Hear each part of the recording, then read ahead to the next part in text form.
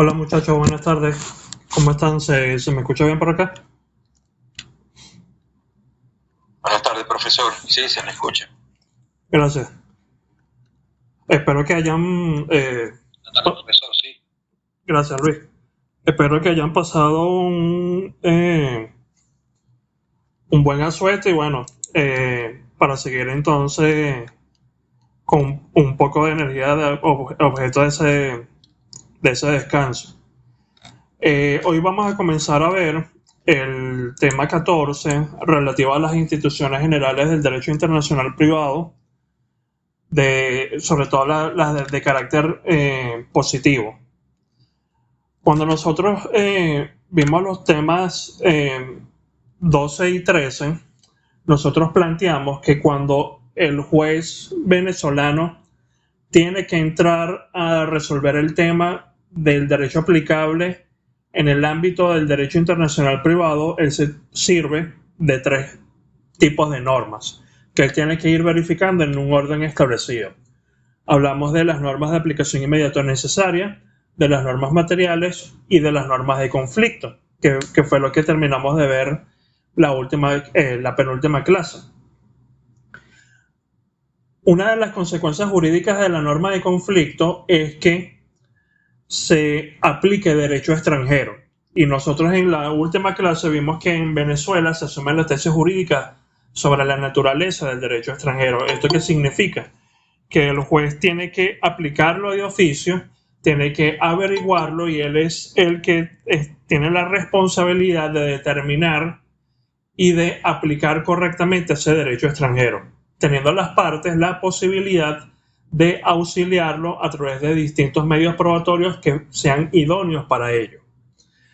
Ahora, con las instituciones generales del derecho internacional privado, nosotros vamos a ver ciertos problemas que se derivan de la aplicación de ese derecho extranjero determinado por la norma de conflicto y ciertos problemas que se derivan propiamente de la norma de conflicto y otros que se derivan incluso como una antesala a la aplicación de esa norma de conflicto.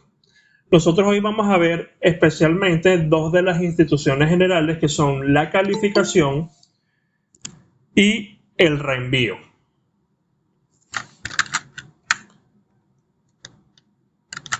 Comenzando con la calificación, esta es calificada por la doctrina especializada en el derecho internacional privado, tanto en Venezuela como en derecho comparado, como el problema más intrincado del derecho internacional privado. Incluso si ustedes ven la exposición de motivos de la Ley de Derecho Internacional Privado, cuyo proyecto ustedes recordarán, se remonta a un trabajo hecho en los años 60 por los profesores Parraguren, Sánchez Covese y Goldschmidt, y que fue luego trabajada por otra serie de profesores de Derecho Internacional Privado desde el año 1995 en adelante. Vemos que en esa exposición de motivos se indica lo siguiente. A esto se debe la ausencia de la regulación expresa de la calificación, probablemente la más difícil y problemática cuestión de todo el derecho internacional privado. ¿Y por qué ocurre esto? Porque la calificación se establece como un problema para determinar propiamente la norma de conflicto que se va a utilizar para establecer el derecho aplicable a una situación jurídica conectada con varios ordenamientos jurídicos. Incluso vemos que el problema se puede presentar en lo que respecta a qué significa exactamente calificación. En este sentido, la profesora Claudia Madrid ha indicado que la calificación comporta tres procesos que se pueden diferenciar entre sí. En primer lugar, está determinar la naturaleza jurídica del caso concreto analizado por el juez para subsumirlo dentro del supuesto de hecho de una norma jurídica, que en nuestro caso no es cualquier norma jurídica, sino la norma de conflicto. Y es lo que se llama la calificación propiamente dicha. Por ejemplo, que nosotros indiquemos que esta institución X está dentro del ámbito sucesoral o está dentro del ámbito, por ejemplo, del régimen patrimonial matrimonial. Allí nosotros tenemos dos normas de conflicto distintas, una el artículo 22, en el caso de las sucesiones el artículo 34 y en el caso del régimen patrimonial matrimonial el artículo 22, que pueden llevar a resultados distintos en virtud del factor de conexión que cada una de ellas contiene dentro de sí. Entonces vemos que es un proceso que es muy importante a los efectos de determinar exactamente y con precisión la norma de conflicto que se tiene que aplicar. Un segundo proceso que nos establece la profesora Madrid es interpretar los elementos de la norma de conflicto, especialmente los factores de conexión. Y eso nosotros lo vamos a ver sobre todo aplicado con la institución del reenvío que vamos a ver hoy y con la institución de la cuestión incidental también que vamos a ver el día de mañana. Finalmente, dentro de ese término, a grandes rasgos de calificación, tenemos que cuando la norma de conflicto ordena la aplicación de un derecho extranjero, la calificación estaría destinada a atender a los propios criterios de ese orden foráneo para los efectos de la interpretación de sus disposiciones. Nosotros vimos en la clase pasada que una de las consecuencias de aplicar la teoría jurídica sobre la naturaleza del derecho extranjero es que el juez tiene que aplicar ese derecho extranjero tal cual como lo aplicaría un juez de ese mismo estado, con su sistema de fuentes, con sus criterios de interpretación, con sus criterios para la resolución de problemas de aplicación intertemporal del derecho, con sus problemas para la resolución de los temas en cuanto a jerarquía, entre otras reglas que están destinadas a establecer o a resolver, mejor dicho, los conflictos que se pueden presentar en la aplicación de cualquier ordenamiento. Ahora, nosotros en este tema de las instituciones generales del derecho internacional privado de carácter positivo, nos vamos a concentrar más precisamente en ese primer proceso que nos describe la profesora Madrid, que es determinar la naturaleza jurídica del caso concreto analizado por el juez. Para nosotros es claro que en todo litigio, sea de derecho venezolano, sea de derecho internacional privado, los jueces califican. No obstante, en el ámbito del derecho internacional privado se presenta un problema. ¿Y cuál es ese problema? ¿Cuál es el derecho según el cual se tiene que calificar a los efectos de determinar la norma de conflicto que es aplicable a una situación jurídica? Repito, el problema que se presenta dentro del derecho internacional privado incide en cuál es el ordenamiento jurídico que tengo que aplicar para calificar la naturaleza jurídica de una situación determinada con el objeto de determinar precisamente la norma de conflicto que es aplicable a esa situación. Porque aquí nosotros en el ámbito del derecho internacional privado, ya eso es algo que todos tienen muy claro, estamos en casos entre particulares que están conectados con varios sistemas jurídicos. Ya nosotros vimos la conexión de carácter procesal, ahorita estamos viendo la conexión de carácter sustantivo, de carácter sustancial, en el caso de las instituciones generales y de las normas que hemos visto en los temas anteriores. Entonces, como es de esperar, este tema de la calificación ha generado a lo largo del desarrollo del derecho internacional privado una serie de teorías. Nosotros aquí vamos a específicamente centrarnos en las tres teorías más importantes de la calificación, comenzando por la teoría de la calificación según la Lex Fori. Con la teoría de la calificación según la Lex Fori, vemos que el primer autor que revisó este asunto fue un autor alemán de nombre Franz Kant. Él publicó hacia el año, si no recuerdo mal, 1891, un trabajo que se denominaba De la colisión de leyes, una contribución a la enseñanza del derecho privado internacional. Aquí Franz Kant se ocupa del problema del origen del conflicto de leyes y en tal sentido él establece tres tipos de conflictos de leyes. Él habla de un conflicto explícito en el sentido de que hay sistemas o hay países con un ordenamiento jurídico que tienen diversas normas de derecho internacional privado, en primer lugar, siendo ese el conflicto explícito. El conflicto, el conflicto de factores de conexión que se presenta cuando estos difieren en su contenido, sea porque los factores de conexión sean distintos, por ejemplo, nacionalidad y domicilio, lugar de celebración del contrato o autonomía de la voluntad en el caso de los contratos internacionales, o porque siendo el mismo factor de conexión, tienen una interpretación distinta en cada país. Esto es lo que genera, y eso lo vamos a ver más adelante en la clase de hoy, el problema del reenvío. Porque el problema del reenvío nosotros vamos a ver que se genera por esa diferencia de factores de conexión, sea en su contenido o en su interpretación. Lo que ocurría es que Franz Kant se oponía a ese tipo de conflicto de leyes y a la institución del reenvío.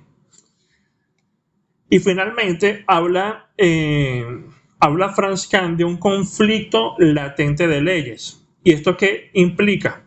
Que aquí no se deriva de la diversidad de normas domésticas de derecho privado, sino que se refieren a la clasificación de un mismo problema como parte de distintas normas de conflicto.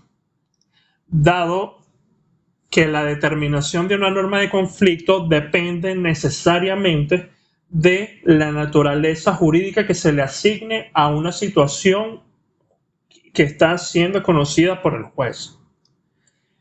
Este es exactamente el problema que se nos presenta en el ámbito de la calificación. Y entonces, en cuanto al ámbito de la calificación, Franz Kant propone lo siguiente. Él lo que propone es que la ley extranjera que debe aplicarse, si el legislador nacional quiere que se le aplique, pero para determinar la naturaleza jurídica de la situación que nos lleva a establecer la norma de conflicto que se tiene que aplicar, lo que debe seguirse son las categorías jurídicas del ordenamiento jurídico nacional, es decir, del ordenamiento jurídico del foro. De ahí el nombre de la teoría.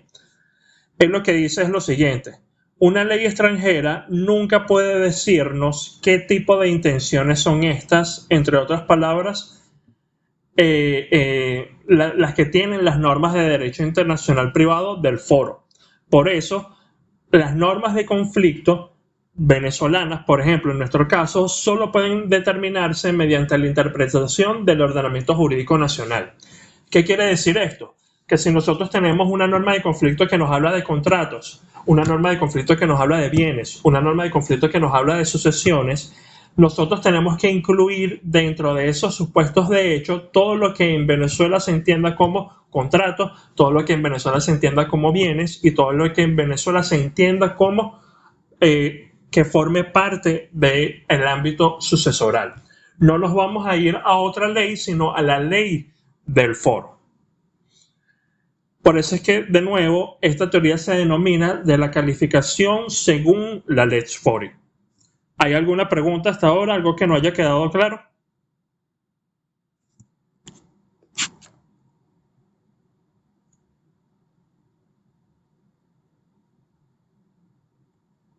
Ok.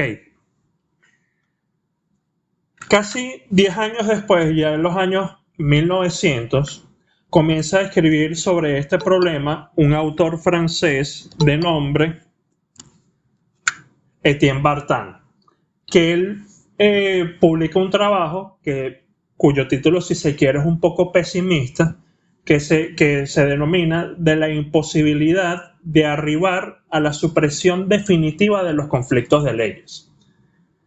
Porque él lo que indica es que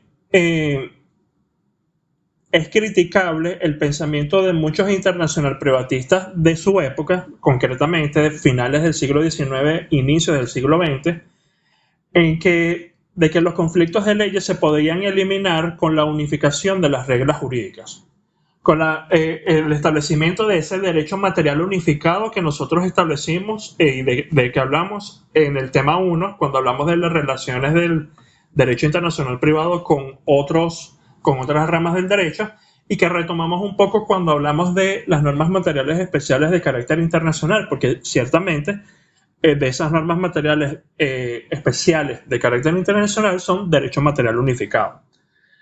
Entonces, lo que indica Etienne Bartin específicamente es que, a pesar de que se establezcan la unificación de reglas jurídicas, todavía resta el problema de las calificaciones. Entonces, ¿qué tesis propone él para este asunto? Él propone básicamente lo mismo que Franz Kant, y es que la naturaleza jurídica de las instituciones en los casos de derecho internacional privado debe determinarse de conformidad con los conceptos jurídicos vigentes en el derecho material del foro. Él también lo que nos indica es lo siguiente: no nos tenemos que ir a ningún otro orden jurídico para establecer lo que se entiende incluido dentro del supuesto de hecho de nuestras normas de conflicto. Entonces, de nuevo, para Etienne Bartin ocurre lo mismo que para Franz Kant. Si nosotros queremos determinar cuál es el derecho aplicable a una situación jurídica X, nosotros tenemos que ver cómo la califica el derecho material de nuestro foro a los efectos de establecer la norma de conflicto que es aplicable para establecer su derecho material, su derecho sustantivo. Ahora, para analizar esta tesis, Etienne Bartin partió del caso Anton versus Bartolo, que fue un caso bastante sonado en su época, conocido por los tribunales franceses, que comúnmente se conoce en la doctrina como el caso de la viuda maltesa. Aquí, ¿qué ocurría?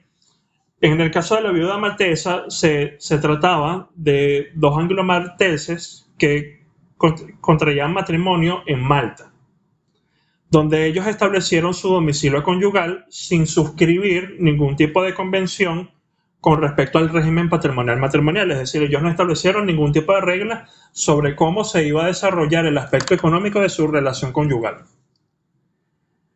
Por lo que se entendía que ese aspecto estaba sometido al régimen de comunidad conyugal maltés. Entonces allí no había ningún problema.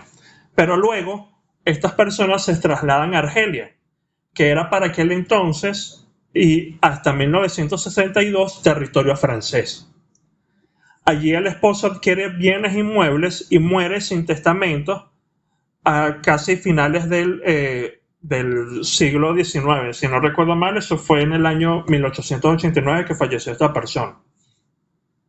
La viuda acudió ante las cortes argelinas reclamando una institución propia de la ley maltesa, que es el llamado cuarto del cónyuge pobre, que es básicamente un derecho de usufructo que se le acordaba al cónyuge sobreviviente sobre la cuarta parte de los bienes del marido, sobre todo si se acreditaba en el proceso que esa persona no tenía la suficiente capacidad para sostenerse desde el punto de vista económico.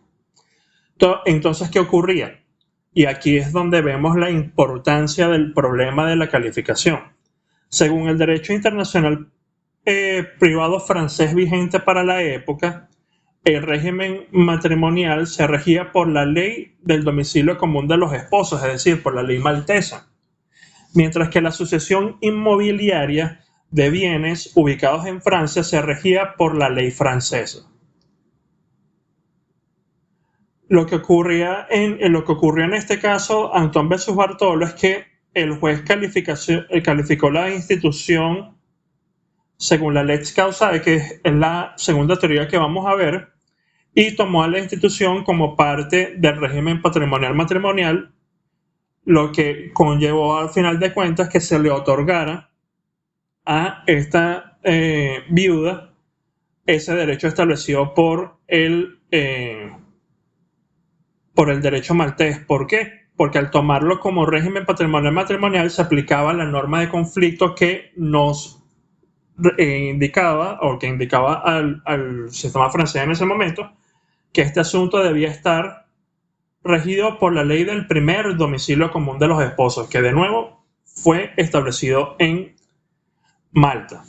Esto llevó a Etienne Bartin a estudiar este tema de la calificación, a criticar la solución planteada por esta decisión y a indicar que realmente lo que nosotros tenemos que tener en cuenta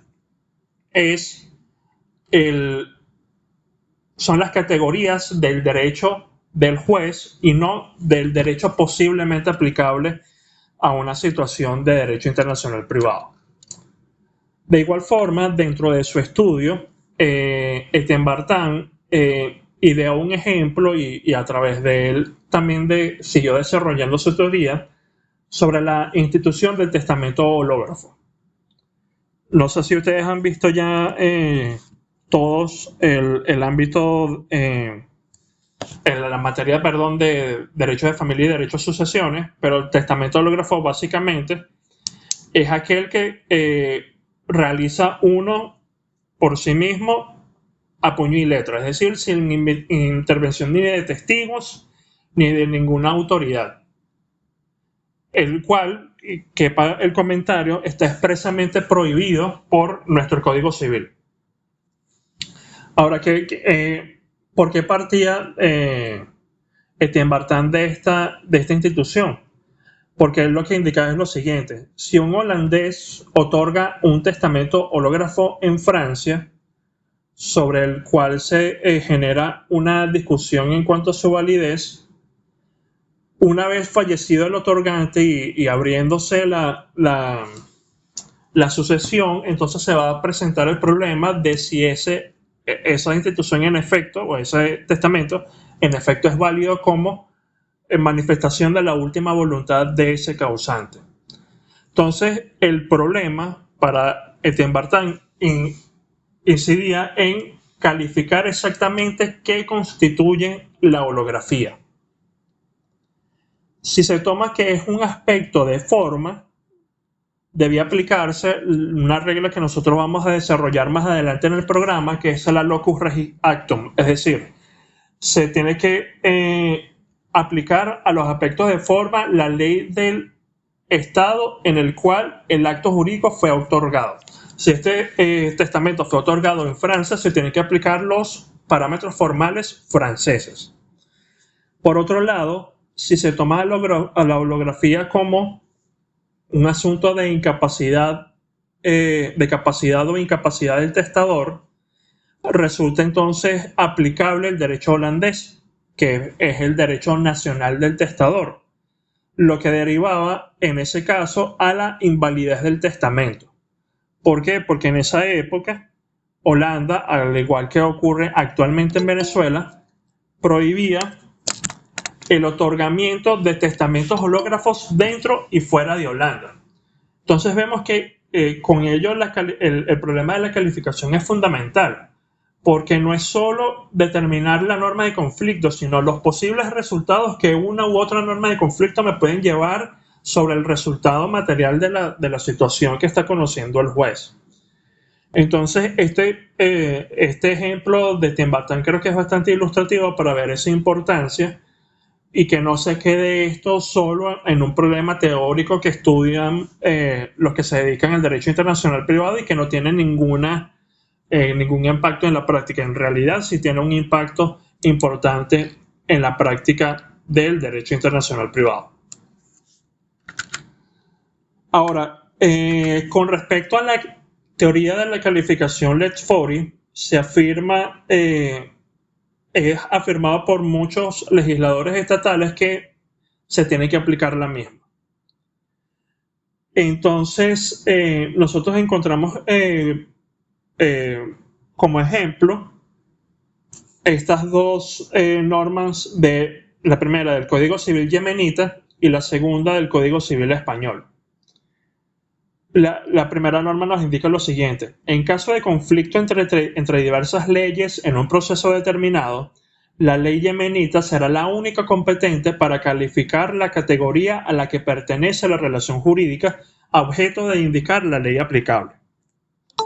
Vemos que entonces se asume directamente la calificación Let's-Fori y obliga a los jueces a aplicar, esa teoría.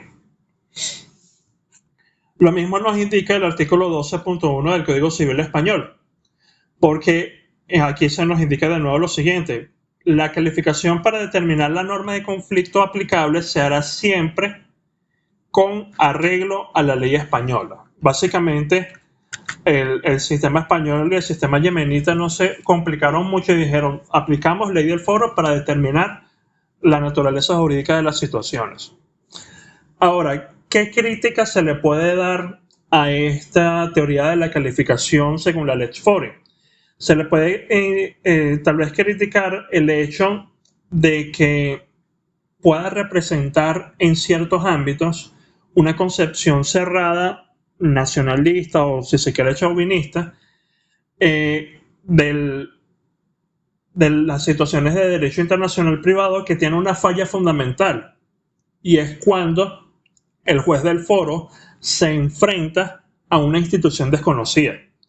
Porque si él se enfrenta a una institución que no es conocida para el derecho del foro, entonces él va a tener un mayor problema incluso en determinar cuál es la norma de conflicto que le aplica a esa institución desconocida. La institución desconocida también es una institución general del derecho internacional privado que vamos a ver más adelante. Entonces, muchos autores indican que no se puede forzar la aplicación de un derecho extranjero a una relación que no se incluye en sus categorías, solo porque la ley del foro establezca que cierta situación jurídica X tiene una naturaleza jurídica y por ende se tiene que aplicar la norma de conflicto establecida para esa situación jurídica Y. Ahora, ¿qué otro ejemplo de situaciones nosotros tenemos en nuestra materia que ya hemos visto, de hecho, con respecto a la calificación de la Let's-Fori? Si ustedes recuerdan, cuando nosotros vimos el tema 3 relativo a el domicilio, nosotros establecimos allí que en los artículos 11 al 15 de la Ley de Derecho Internacional Privado se establecen las reglas respecto al domicilio de las personas naturales, pero no se regula dentro de la Ley de Derecho Internacional Privado el domicilio de las personas jurídicas. Esto ha llevado a la jurisprudencia, por ejemplo, a la sentencia dictada por la Sala Político-Administrativa del Tribunal Supremo de Justicia número 2159 del 10 de enero de 2001, caso Miguel Bello contra Rosenvironment and Infrastructure Inc., a aplicar las normas acerca del domicilio establecidas en nuestro Código de Comercio o en nuestro Código Civil, dependiendo de la naturaleza jurídica de esa persona moral. Entonces, en este caso, se trataba de una persona jurídica de carácter mercantil, razón por la cual se aplicó el artículo 203 del Código de Comercio. Cuando el juez venezolano aplica el artículo 203 del Código de Comercio o el artículo 28 del Código Civil, de nuevo, dependiendo de la naturaleza jurídica de la persona moral, para determinar el domicilio, lo que está realizando es una calificación según la Lex Fori, porque él no está viendo ninguna otra ley, sino que simplemente se remite a lo que indica la ley del foro. ¿Hay alguna pregunta, algo que no haya quedado claro con respecto a esta primera teoría acerca de la calificación?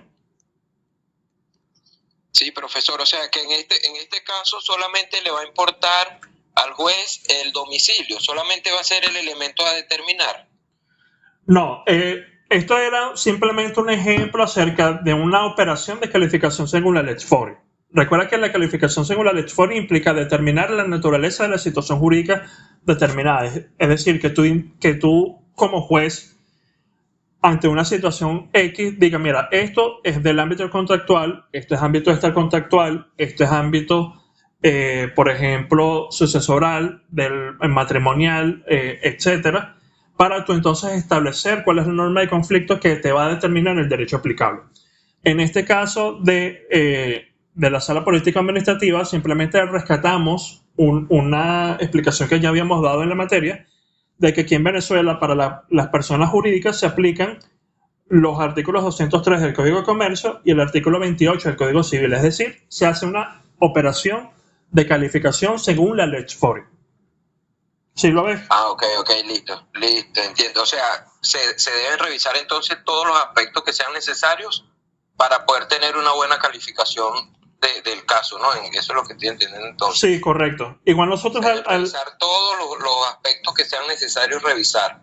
Exactamente, o sea, tú tienes que ver, tienes que tener una visión integral del problema para entonces determinar cuál es la norma de conflicto que le aplica. Listo, profe, exacto, ya la capté. Gracias, profesor. Chévere. Ajá, frente a la calificación según la Lex Fori, tenemos en segundo lugar a la calificación según la Lex Cause, que fue principalmente desarrollada por otro autor francés. Todas estas instituciones generales normalmente parten o de la doctrina o de la jurisprudencia francesa, que en este caso se llamaba este autor Franz d'Espagnet. Él publicó un artículo denominado de los conflictos de leyes relativo a la calificación de las relaciones jurídicas, es decir, directo al problema, en donde él planteaba una teoría distinta. Y le cito exactamente qué es lo que decía este autor. Este autor lo que nos indicaba es lo siguiente. En caso de conflicto sobre la calificación de una relación jurídica entre la Lex Fori y la ley extranjera, la primera debe admitir la calificación consagrada por la segunda, con el fin de dejar esta última el ámbito de aplicación que le atribuye según sus propias normas de derecho internacional privado. Es decir, él lo que indica es que se tiene que calificar la situación jurídica que me lleva a determinar la norma de conflicto conforme a lo que me indica el derecho aplicable a la situación. En otras palabras, la teoría de la calificación Lex Cause implica que el juez del foro deberá realizar la calificación según el ordenamiento jurídico presumiblemente aplicable al caso de derecho internacional privado. Les pregunto a ustedes, ¿qué ven ustedes de malo en esta teoría tal cual como ha sido planteada hasta ahora? ¿Qué ven de extraño? ¿O que ven que no tenga mucha lógica?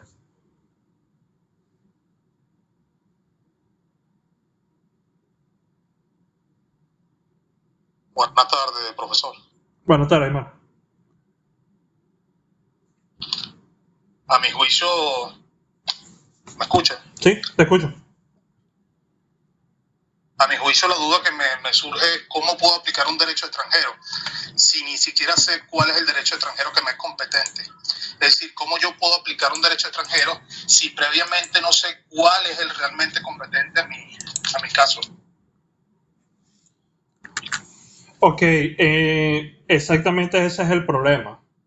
Porque, de nuevo, si nosotros partimos del hecho de que la calificación es un problema que tenemos que resolver para determinar la norma de conflicto, yo no puedo tener un derecho extranjero presumiblemente aplicable si no tengo resuelto ya el tema de la calificación.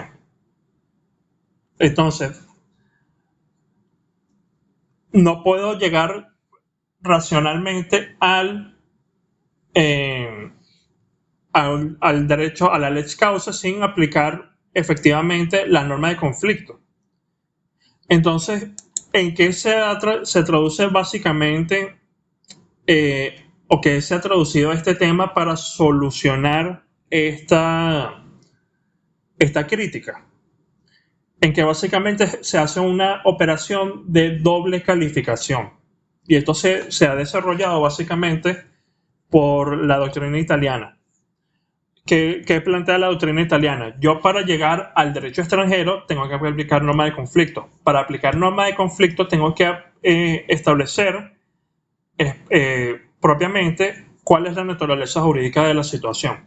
Entonces, yo aplico ley del foro para calificar, aplico norma de conflicto, me determina esa norma de conflicto ley extranjera, y al aplicar la ley extranjera confirmo la calificación hecha inicialmente según la ley del foro.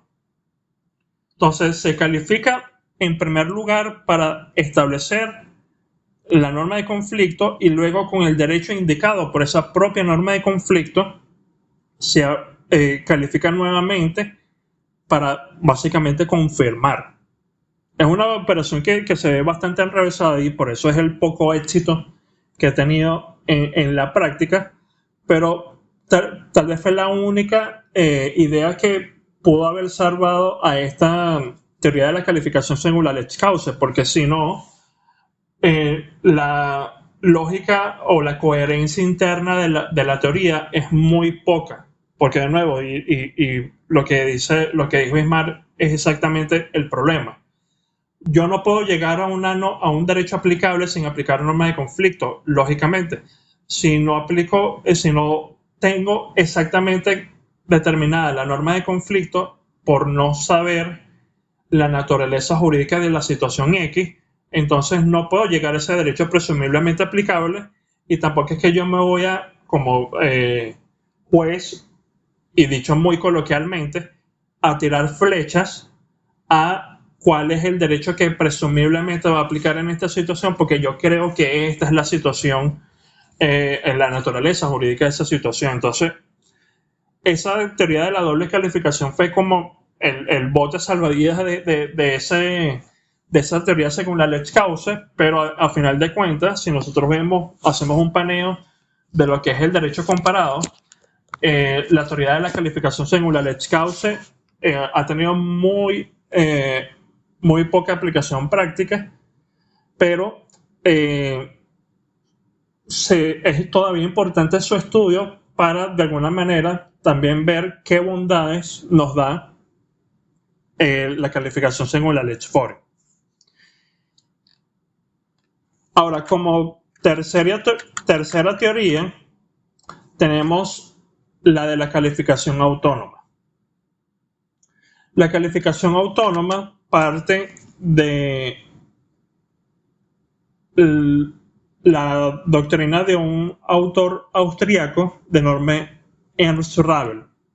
Él también dedicó un trabajo particular al problema de la calificación, en donde él se pregunta lo siguiente: ¿por qué los jueces tienen que utilizar el derecho material para aplicar una norma de conflicto, una norma de derecho internacional privado?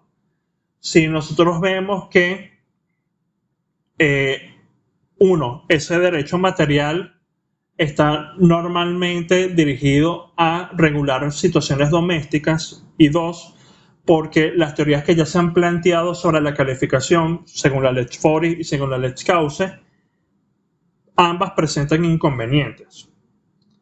Entonces, él partiendo de esos problemas, se aboca a establecer una posible solución, y él lo que indica es que lo determinante en realidad debería ser establecer cuáles son los conceptos o categorías que maneja el derecho internacional privado como rama autónoma. Ahora, ¿cómo se determinan para este autor esos criterios? Él lo que propone es partir del derecho comparado y decir que básicamente el juez realice un estudio de derecho comparado para calificar y determinar la norma de conflicto aplicable. Esto en teoría suena muy bonito, es tal vez una labor que se ve bastante noble, pero en la práctica pedirle a un juez que tiene miles de causas pendientes de decisión que enfrentándose con un tema de derecho internacional privado tenga que determinar la calificación, tenga que desarrollar un proceso judicial que normalmente tendrá alguna actuación de cooperación judicial internacional que logre sustanciar el proceso, que se enfrente entonces al problema en la sentencia de fondo. Además, nosotros le vamos a pedir que haga un estudio de derecho comparado para simplemente determinar la norma de conflicto. Es como que pedirle demasiado a este funcionario judicial. Por lo que mucha de la teoría también ha planteado que esta calificación autónoma, según los términos planteados por Enzo Ravel, puede ser una tarea titánica, pero que ciertamente la calificación autónoma puede ser útil cuando ya los propios instrumentos del derecho internacional privado establecen que se incluye dentro de un concepto o una categoría genérica o una categoría jurídica determinada, Entonces, ¿en qué se ha traducido esta teoría de la calificación autónoma? En que se acude a leyes nacionales y a instrumentos internacionales de derecho internacional privado para verificar si ellos ya establecen la definición y el ámbito de aplicación de una situación jurídica determinada. Nosotros esto lo vemos, por ejemplo, en algunas normas que tenemos acá de ejemplo en pantalla. Por ejemplo, a los efectos de la Convención de la Haya sobre protección internacional de los adultos, que se nos califique que realmente es un adulto, es un ejercicio de calificación autónoma. O que en el artículo 2 del Convenio de la Haya sobre la ley aplicable al trust se nos define también qué es trust y qué se incluye dentro de esa definición, es también un ejercicio de calificación autónoma. ¿Por qué?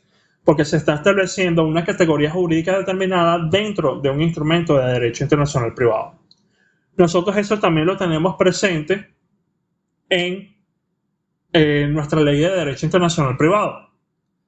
Y eso lo vemos, por ejemplo, con las normas del domicilio. Por eso es que cuando nosotros hablábamos del domicilio en el tema 3, nosotros establecíamos un marco de referencia de lo que era el domicilio en el Código Civil, el domicilio en el Código de Comercio, en el Código Orgánico Tributario, en el Código de Procedimiento Civil, para diferenciarlo del derecho internacional privado e indicar que en lo que respecta a las personas naturales se aplica lo que está en la ley de derecho internacional privado. Entonces allí, al establecer el domicilio como residencia habitual, lo que hace el legislador venezolano es un ejercicio de calificación autónoma, porque está estableciendo a los efectos de nuestra rama que implica o que se define por domicilio. Ahora, ¿cómo está regulado este tema de la calificación en las fuentes del derecho internacional privado venezolano? Nosotros tenemos solo una norma vigente de forma que busca resolver este problema de forma general, que es el artículo 6 del Código Bustamante, que nos indica lo siguiente. En todos los casos no previstos por este código, cada uno de los estados contratantes aplicará su propia calificación a las instituciones o relaciones jurídicas que hayan de corresponder a los grupos de leyes mencionados en el artículo 3. Es decir, Antonio Sánchez de Bustamante y Sirven asume también dentro de su tratado a la calificación según la Lex Fori y establece que ese es el procedimiento que deben seguir los distintos estados parte.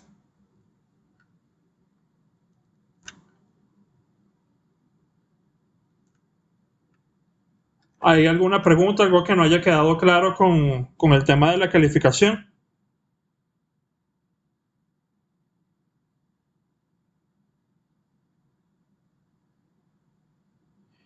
Ok, aquí en pantalla tenemos dos ejemplos adicionales de calificación autónoma. Tenemos en primer lugar el artículo 1 de la Convención Interamericana sobre Derecho Aplicable a los Contratos Internacionales, que nos define propiamente lo que es contrato internacional. Y el aparte único del artículo 20 de la Ley de Derecho Internacional Privado, que nos establece qué se entiende por lugar de constitución. Porque el derecho que se aplica a todo lo que tiene que ver con las personas jurídicas es el derecho del lugar de su constitución y nos establece ya la norma para no tener que ir a otro lado que se entiende exactamente por ese lugar de constitución. Entonces, ¿cuál es la conclusión que nos llevamos de esta institución de la calificación?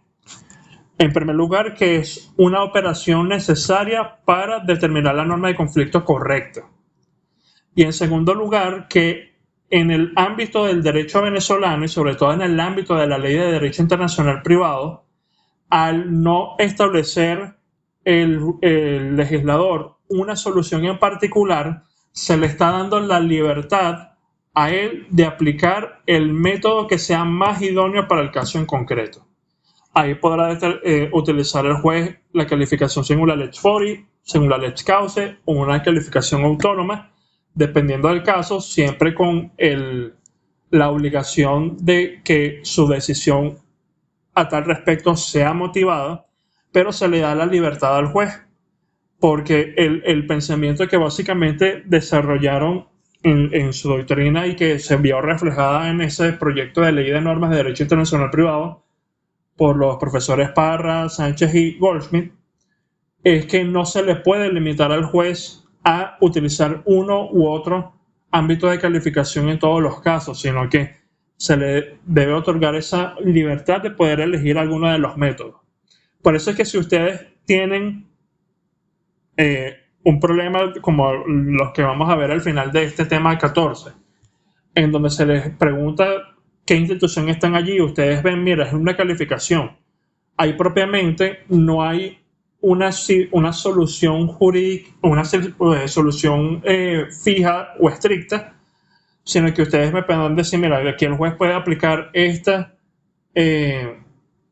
teoría o esta otra teoría, a menos de que nos encontremos en el ámbito del Código Bustamante, en donde sí hay una teoría determinada, que es la teoría de la calificación según la Lex Fori. De nuevo, ¿alguna pregunta? ¿Algo que no haya quedado claro?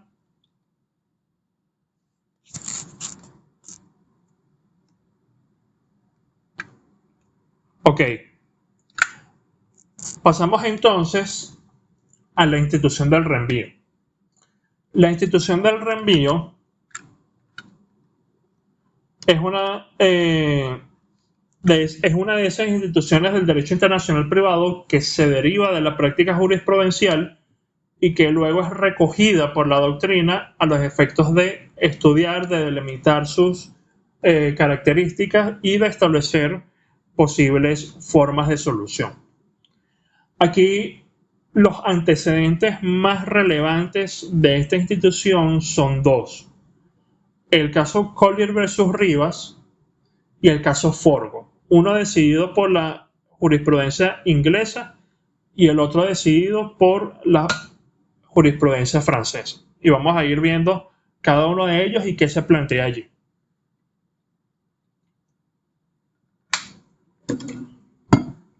En el caso de Colley versus Rivas fue conocido por la llamada Prerogative Court of Canterbury en Inglaterra. Y aquí básicamente el problema versaba sobre la sucesión de una persona de nombre Philip Ryan, quien había sido un ciudadano británico que murió en Bruselas en 1829. En 1824, Philip Ryan había formulado un testamento en donde nombró como ejecutores a una serie de personas, incluyendo a su sobrina Mary Ryan, en donde la nombraba a ella como legataria residual. Pero además fueron formulados 6 codicilios. Los codicilios son disposiciones que el testador añade a su testamento con posterioridad al otorgamiento del mismo y que tiene por objeto realizar una modificación no sustancial del mismo. Es decir, siempre que no se alteren los herederos ni cualquiera de las condiciones que los afecten en esa condición, se pueden hacer tantas añadiduras como se pueda. Eso en los sistemas en los que se permite los codicilios, claro está. Entonces, ese testamento y sus codicilios fueron sometidos al llamado procedimiento de probate. El procedimiento de probate es un procedimiento propio de los sistemas anglosajones que básicamente consiste en un juicio en el cual se dirime si un testamento es aceptado como documento válido y como la última voluntad del causante, o si, por el contrario, ese documento se toma como no válido y por ende se abre la sucesión como intestada. Entonces, en este caso, hubo oposición contra 4 de los 6 codicilios bajo el argumento de que no se habían cumplido con las formas del derecho belga, que era el derecho que se reputaba aplicable a esta sucesión por haber allí tenido su último domicilio el causante. Entonces nosotros vemos acá que se trataba de una cuestión de forma del testamento. Entonces, ¿qué ocurría? Y ahí vamos viendo de qué viene ese tema del reenvío. La norma de conflicto inglesa sometía la forma del testamento a la ley del lugar en donde el causante tuvo su último domicilio. Es decir, en este caso era la ley belga por haber fallecido esta persona en Bruselas. La cuestión determinante era resolver entonces si ese causante tuvo o no domicilio en Bélgica. Entonces, sobre ello indicó preliminarmente el juez que se verificaban los elementos necesarios para el domicilio. Es decir, estadía en el territorio belga, tiempo e intención de la persona. Básicamente los mismos criterios que utilizamos en la Ley de Derecho Internacional Privado para determinar el domicilio. No obstante, la Corte examinó unos testigos expertos con respecto a la ley belga y a la adquisición del domicilio. Y a partir de su declaración se evidenció un asunto bastante interesante, que básicamente es lo siguiente. Para la fecha en que fue otorgado el testamento, así como para la fecha en la que falleció el causante, Bélgica y Holanda formaban parte de un solo reino, que era el Reino Unido de los Países Bajos, que duró hasta 1830, cuando se verificó la llamada Revolución Belga. Entonces, ¿qué ocurría? Durante esa época en la que estaba vigente ese Reino Unido de los Países Bajos, se aplicaba el Código Napoleón. Y según el Código Napoleón, los extranjeros, como era en este caso Philip Ryan por ser ciudadano británico, solo adquirían el domicilio en el reino cuando obtenían la autorización del rey y declaraban ante el municipio en donde querían domiciliarse su voluntad de establecer allí, lo cual no fue realizado por el señor Ryan. Es decir, cuando cuando el juez inglés, partiendo de la opinión de estos expertos, determinó qué se entendía por domicilio en esa ley, evidenció que no era un domicilio fáctico, sino un domicilio jurídico, porque necesitaba de la verificación de unos ciertos requisitos establecidos en la ley.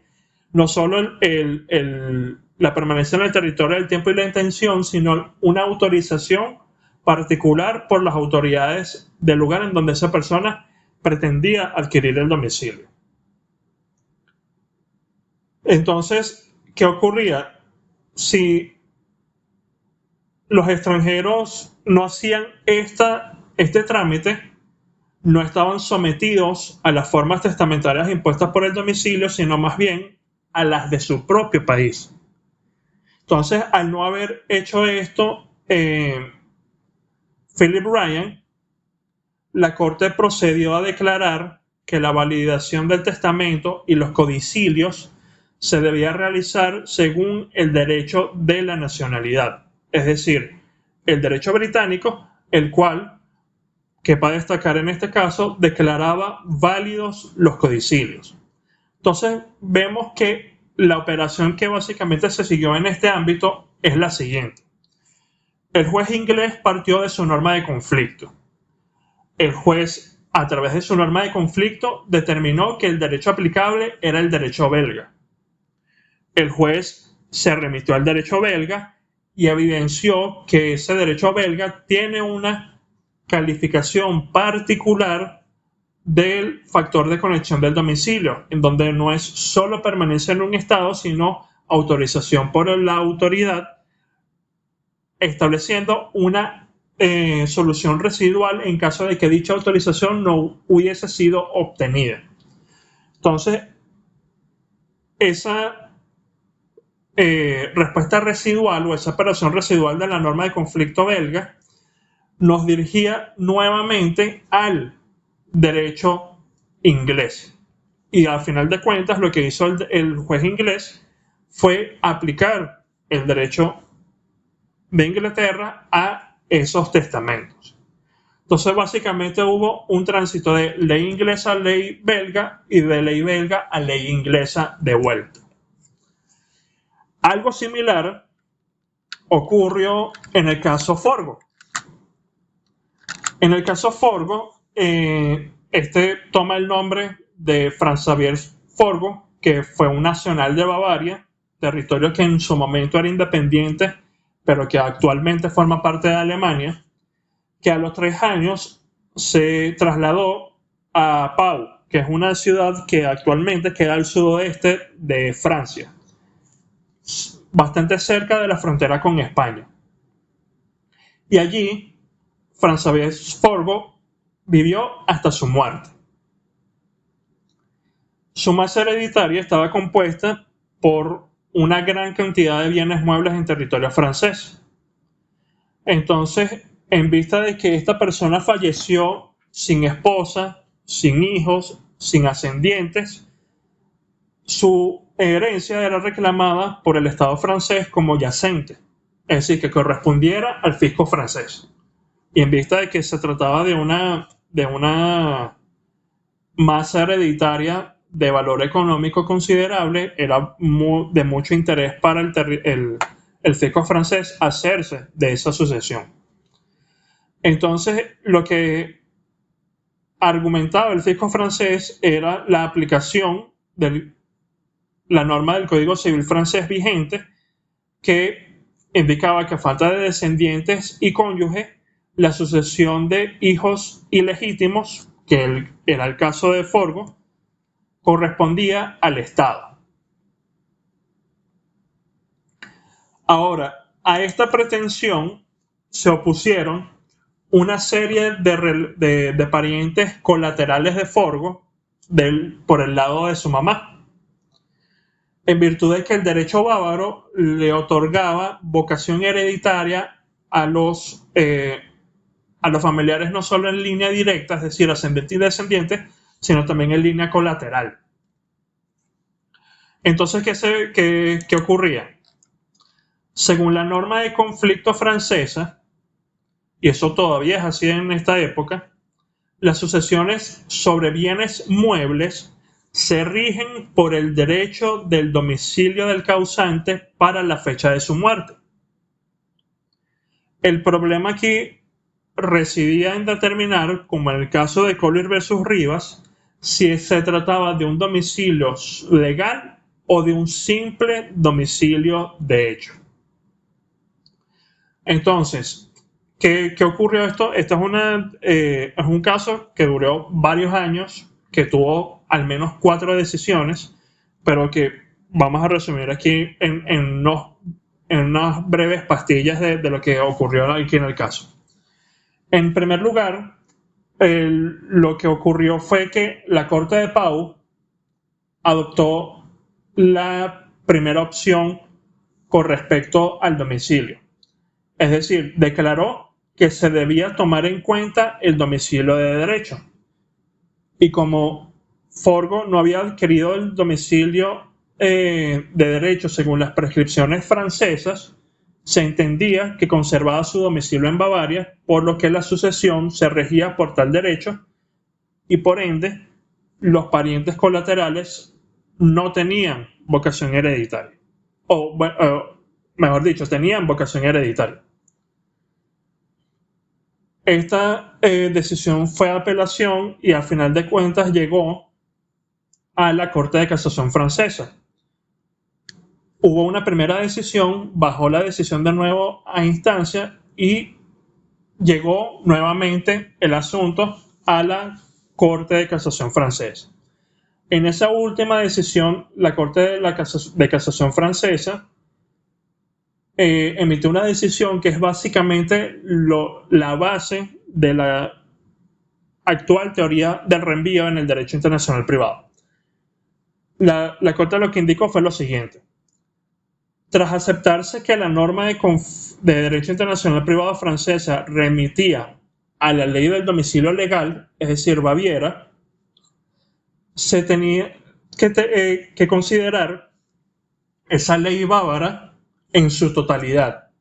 Es decir, se tenía que partir del principio de aplicación integral del derecho extranjero, incluyendo las normas de conflicto bávaras, y que al remitir estas a la ley de residencia de hecho del causante, debía entonces aplicarse derecho francés. ¿Cuál fue entonces la solución práctica en este caso?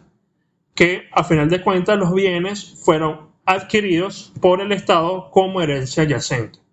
Pero vemos que aquí también hubo una operación a través de esta decisión de la Corte de Casación francesa, de que se partió de la norma de conflicto francesa, se llegó al derecho bávaro, se verificó la norma de conflicto equivalente en el derecho bávaro y se entonces vio que esa ley remitía de nuevo a el derecho francés.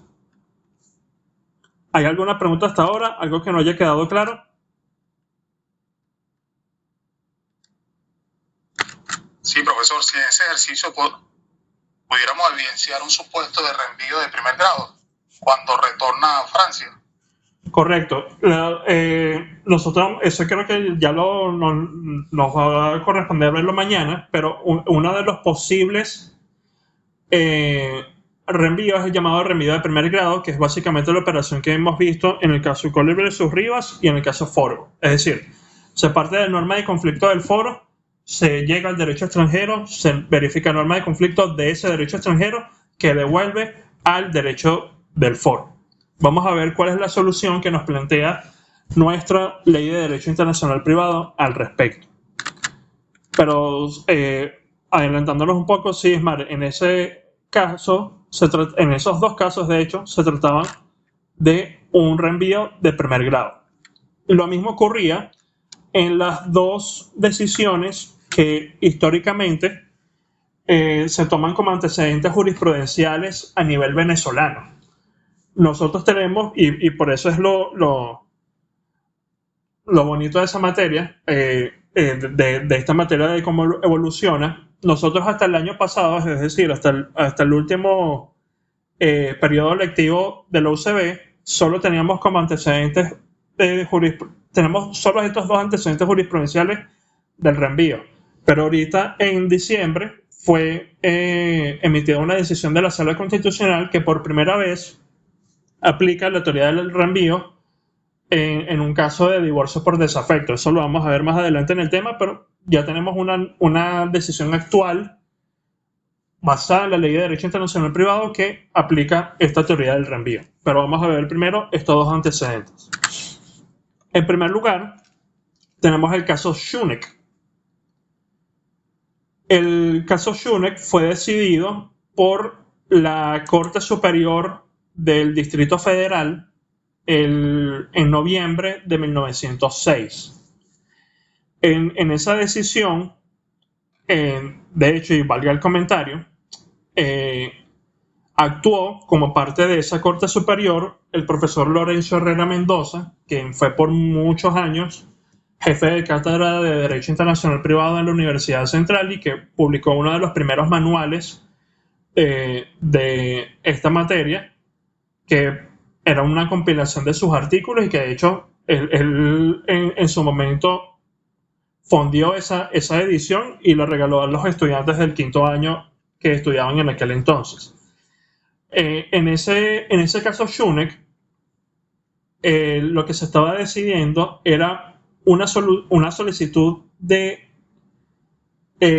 interpuesta por los esposos Rudolf Shunek y Leonie Wadinot de Shunek, que eran nacionales austriacos, mediante la cual manifestaron su voluntad de adoptar a un entonces niño de nombre Luis Roger Vaupel, quien tenía para aquel entonces 9 años de edad. Es decir, había nacido en 1897.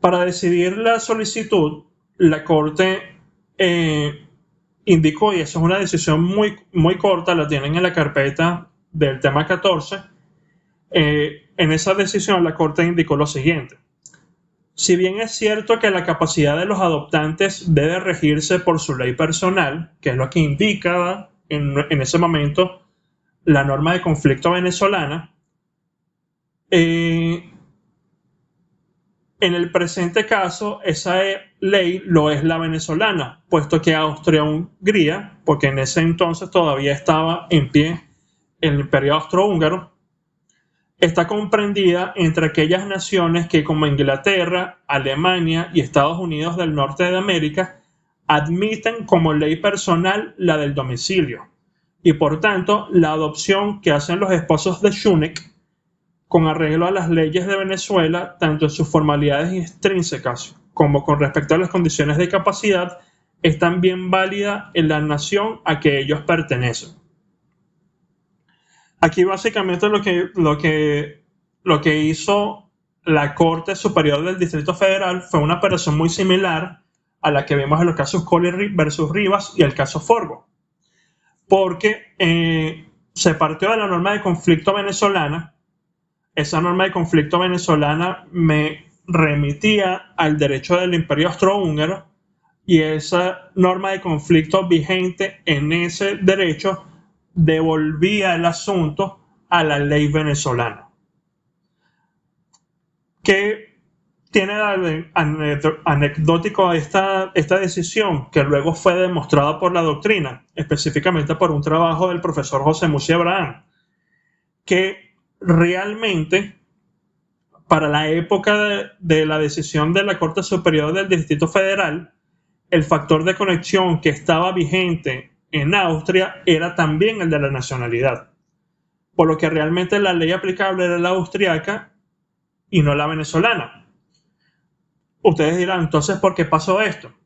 Bueno, recuérdense que esto fue decidido en 1906. En 1906 no tenemos internet, no tenemos las fuentes que actualmente tenemos para investigar un derecho extranjero, por lo que los magistrados de esta Corte Superior del Distrito Federal partieron de una referencia que estaba en el libro de Savigny, Sistema de Derecho Romano Actual, en su tomo 8, tomo 6 en la edición española.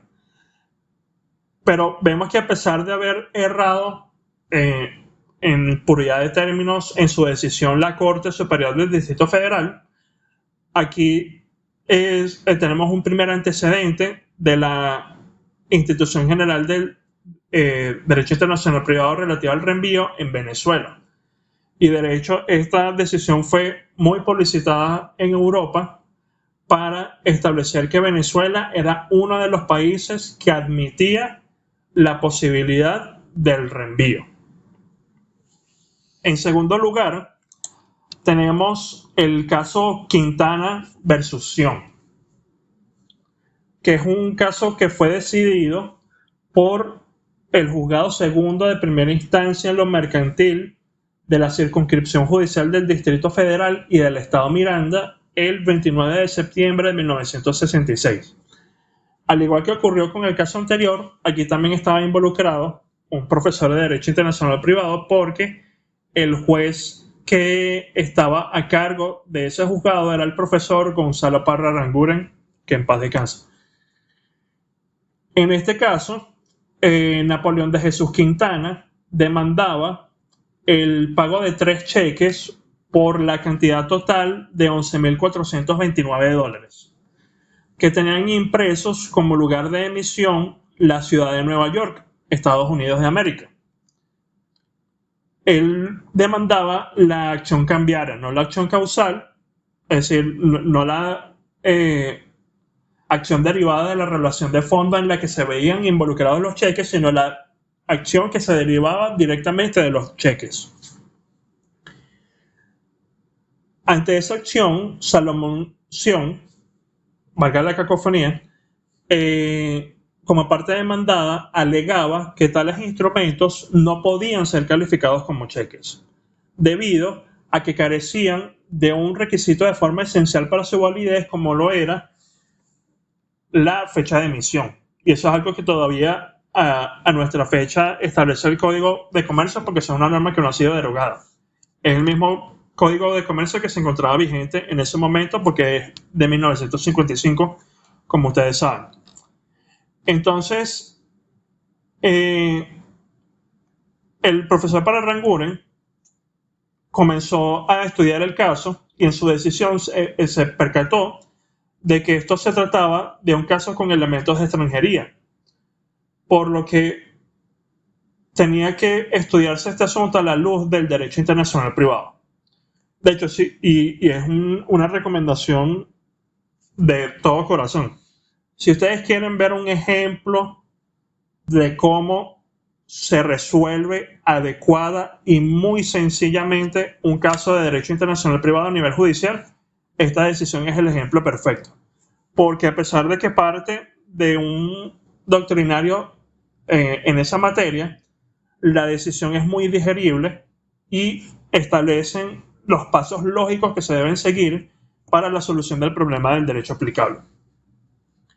Entonces, el profesor Parra Aranguren, al ver las fuentes que determinaba en ese momento el artículo 8 del Código de Procedimiento Civil, se percató de que no había un tratado internacional entre Venezuela y los Estados Unidos que resolviera el problema de los requisitos formales de las letras de cambio, y tampoco había una norma de conflicto particular en Venezuela que estableciera ello. Por eso acudió al tercer estadio de fuentes, que es el de la analogía. Porque reconocen ustedes que en el ámbito del derecho aplicable sí es admisible aplicar la analogía. Entonces el profesor Parra Aranguren llegó a través de esa operación al artículo 484 del Código de Comercio y aplicó entonces la regla de la locus regit actum. Y para calificar el lugar de emisión, partió de los criterios de la ley venezolana, es decir, calificó según la lex foria. Perdón. Entonces, en ese caso, el profesor Parra Aranguren determinó en primer lugar, según la ley venezolana, el lugar de emisión del cheque se entiende como aquel lugar indicado en el propio instrumento. Entonces, a través de esa operación, el profesor Parra llegó al derecho de los Estados Unidos, respecto al cual notó que se trata de un sistema federal, por lo que aplicó lo que actualmente es el artículo 3 de la Ley de Derecho Internacional Privado. En ese entonces era un proyecto que él había dirigido y que se había publicado el año hace 3 años la primera versión, y para el momento en que se dictó esta decisión, el año anterior había habido una modificación en 1965. Él aplicó ese artículo para determinar que el derecho estatal a considerar debía ser el derecho del Estado de Nueva York.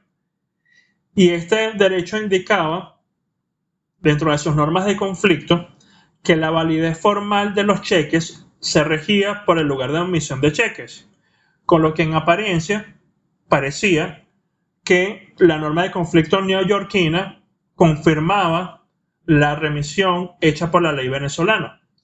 Pero adentrándose un poco más, el profesor Parra-Ranguren, él indicó que esta similitud era tan solo aparente, porque dentro de un instrumento que es la denominada recopilación de derecho internacional privado o Restatement on the Conflicts of Law, se indicaba que cuando un contrato formal adquiere validez con la entrega, debe entenderse como lugar de contratación aquel donde la entrega es efectuada. Entonces él aplicó esta interpretación para determinar que se constituía como característica del sistema de los Estados Unidos el que por lugar de emisión de un cheque, place of issue, se entendiera no aquel establecido por las partes en el instrumento, sino aquel en donde se hubiese verificado su entrega al beneficiario, lo cual ocurrió en este caso en concreto aquí en Venezuela. Entonces, como consecuencia de eso, se entendía que tenía que aplicarse la norma de conflicto venezolana, respecto a la cual llegó el profesor Parra-Ranguren, fijándose en lo que es actualmente nuestro artículo 4 de la Ley de Derecho Internacional Privado. Entonces se determinó que la ley aplicable era la venezolana y se decidió la acción cambiaria conforme a tal ordenamiento, lo que llevó a una declaratoria de sin lugar la demanda, porque en efecto, como había alegado Salomón Sion, ese aspecto de la fecha de emisión era esencial para la validez de los cheques, y al no tenerlo no se podía ejercer una acción de cobro derivada de ese instrumento. Entonces aquí vemos que de nuevo la operación que siguió el profesor Parra fue la misma. Partió de la norma de conflicto venezolana, llegó al sistema de Estados Unidos, al ver el sistema de los Estados Unidos de forma integral, vio su norma de conflicto, y esa norma de conflicto devolvía el asunto normativamente a el derecho venezolano. Ahora ustedes se preguntarán, profesor, pero si nosotros vamos a la norma de conflicto venezolana, en ese caso nos lleva la ley de los Estados Unidos. La ley de los Estados Unidos nos va a mandar a la ley venezolana, y si me sigo fijando en normas de conflicto voy a estar en un círculo eterno sin ninguna solución. Y eso es verdad. Y es por eso que nosotros vamos a ver mañana que la norma del artículo 4 de la Ley de Derecho Internacional Privado es básicamente una solución a los distintos tipos de reenvío para que no siga ocurriendo esta sucesión de remisiones entre los distintos países. ¿Hay alguna pregunta, algo que no haya quedado claro hasta ahora sobre el tema del reenvío? No lo vamos a poder ver todo hoy, vamos a continuar mañana.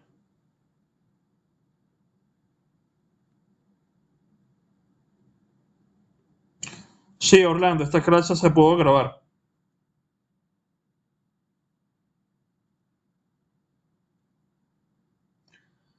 Mañana nosotros vamos a ver los presupuestos del reenvío y los tipos de reenvío. Quisiera al menos que revisaran estos dos aspectos, porque creo que vamos a poder ver otras de las instituciones, para que ustedes vayan entendiendo de qué viene este asunto.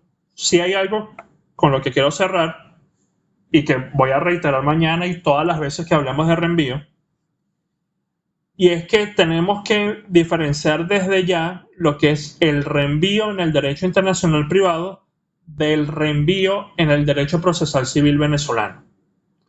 Reenvío en el derecho internacional privado es la solución a las sucesivas remisiones entre leyes de distintos estados en un caso decidido por un juez venezolano.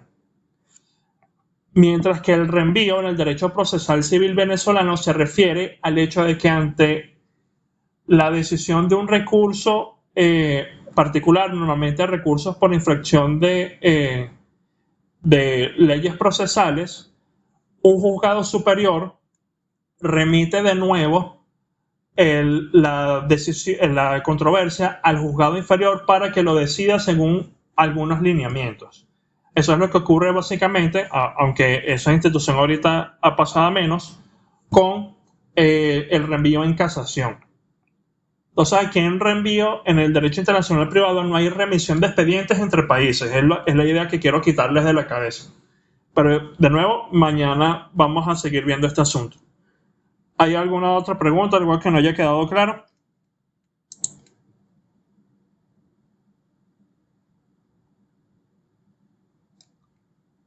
Ok, entonces nos vemos mañana y cualquier cosa estamos hablando por el grupo de WhatsApp. Feliz tarde a todos. Feliz tarde. Muchas gracias, profesor. Feliz tarde. Gracias.